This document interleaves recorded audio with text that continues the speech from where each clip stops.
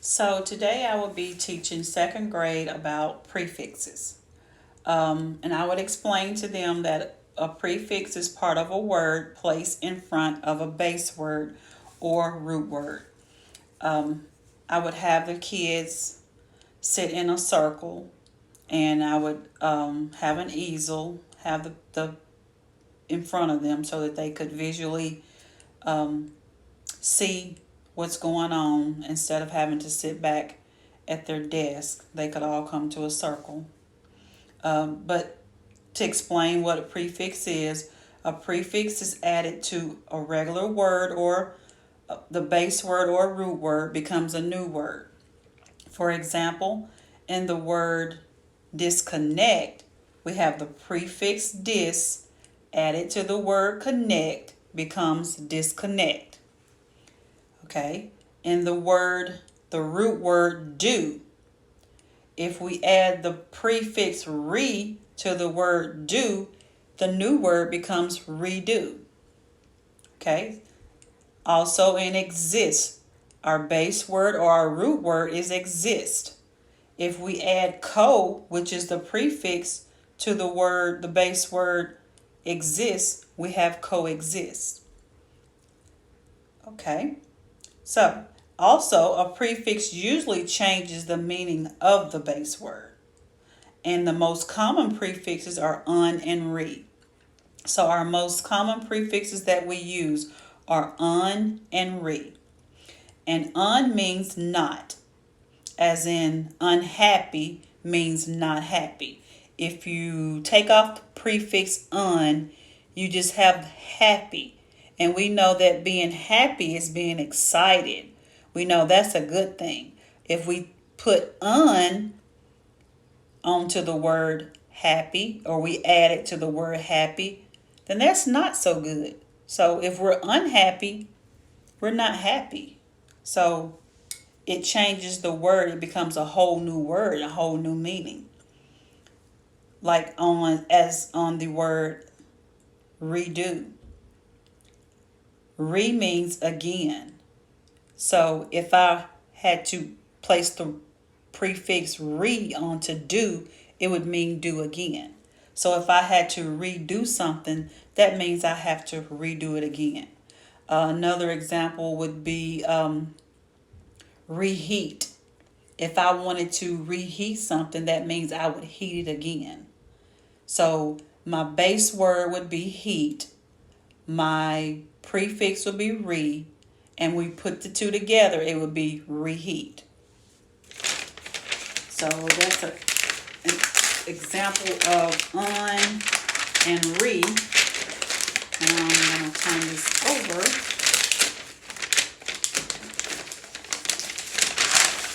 And just a few notes on the back. The spelling of the base word never changes. Add the prefix to the beginning of the base word. Okay, so the spelling of the root word or the base word never changes. For example, in the word tricycle, tri plus cycle equals tricycle. Tri plus cycle equals tricycle. So the base word cycle, the spelling stays the same. I just add the prefix tri. And tri means three. So we all know that a tricycle has three wheels, and that's why it's called a tricycle. Oh, and also adding prefixes to base words with double letters. That's another one. We have double consonants here.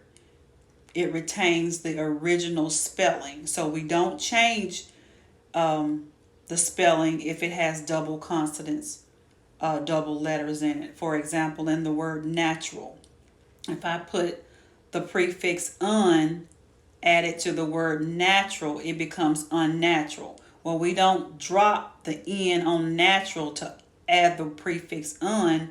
We would spell it UNNATURAL. So we would spell the word natural, add the word un, and it would become unnatural. which means means not. So that word would mean unnatural, not natural, I'm sorry. Okay, then I would send students back to their seats, and each one would get a worksheet, and I would go over the worksheet with them. I would put the worksheet on Elmo or preview, put it up where the kids could visually see me, and I would help them work this sheet, normally by placing it on the Elmo or somehow pulling it up off a PDF somewhere on the computer where they all could see it on this big screen. But here's the first sheet that we would do. And the directions are: prefixes are added to the beginning of root or base words. When you add a prefix to a base word, you change the word's meaning. Okay, so re means again or back. Dis means not. Pre means before. Un means not or opposite. So we talked about un meaning not, but it also means opposite. Mis means wrong, and under means below. Okay, so the direction says draw a box around the prefix in each word, underline the root word in each word. So I would call on students. I would call on a student to do number 1, and I would assist them, and I would say, Johnny, what is the prefix in the first word? The word is return. What would the prefix be in the word return? And he would tell me what the prefix was in the word return. Then I would say, everyone underline, draw a box around the prefix re. So they would draw a box around the prefix re, and then they would underline the word turn. I would ask another student, Sally, what is the base word or the root word in the word return? And the student would say turn. Well, let's put the prefix re added to turn, and what do we get? We get return. So re should have a box around it. Turn should have a line under it. Okay. Then I would call on another student. Okay. Sarah, in the word preschool, put a box, or which word should have a box? The prefix pre or the base word school? And the student would say, well, the box goes around the prefix, so we should have a box around the prefix pre. And we should underline the word school. And also I would have them go back up here. So in the word return, if the prefix means again or back, if we add re to turn, that means back. That means to turn again. So if we return, that means we turn again. Preschool, in the word preschool, that's before school. So we all know that once we were in preschool before, and that was preschool is considered before actual school. Okay, in the word untied, our prefix is un. And we would draw a box around our prefix un. Our root word or base word is tied. So un means what? And I would ask the student, and they would say not. Okay, and tied. So add that to the base word, it means not tied. So we would put a box around un, underline the word tied. And the next sheet we would go over would be some sentences. sentence sheets. And the directions say write the correct word on the blank to complete each sentence. Okay, so we have the words preheat, underwater, misbehave, unable, return, dishonest, unwrapped, and untied. Okay, number 1. Mom said I had to wait until my birthday to blank my presents.